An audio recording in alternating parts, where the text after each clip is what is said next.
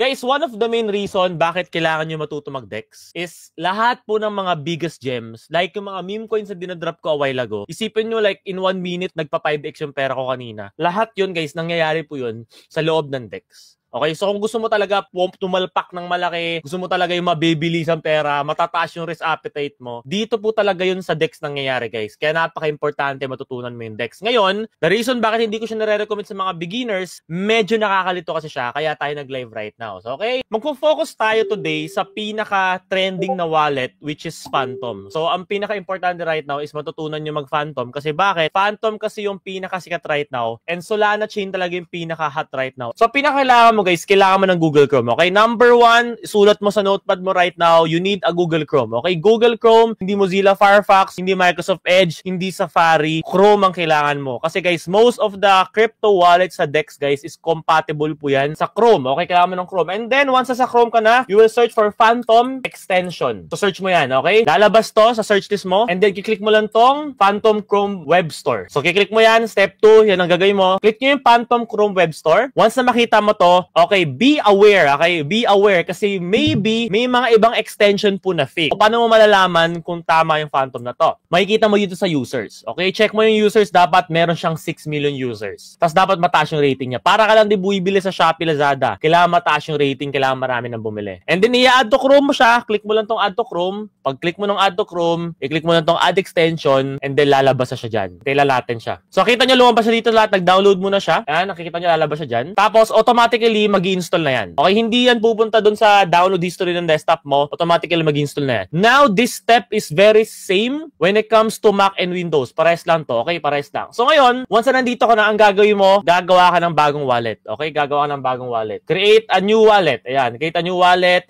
Pwede kang mag-continue with email. Kung meron kang Gmail na dyan, pwede mong gamitin yon. Pero ako, ang pinaka-recommendation ko sa inyo, gumamit po kayo ng seed phrase. Okay? Sa mga hindi nakakaalam, ano po yung seed phrase, ito po yung mismong password ng account mo. So, for example, let's say, dumating yung time nawala mo yung computer mo. Okay?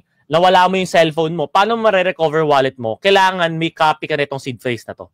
Okay? So, itong seed phrase na to, the moment na lumabas sa screen mo, make sure na isulat mo siya sa papel. Huwag mo siyang i-screenshot. Always remember, isusulat sa papel. So, for example, ito yung Ledger Nano X ko kasi meron din itong seed phrase.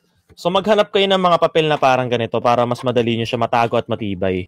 So, ngayon ang gagawin mo, mag-create ka ng seed phrase. Okay, click mo to. Pwede ka mag-email, pwede ka mag-seed phrase, but ako ang recommend ko again is seed phrase. Kasi yung email mo, pwede rin siya ma-hack. So, mas okay na maging stand-alone na lang yung Phantom mo. Create a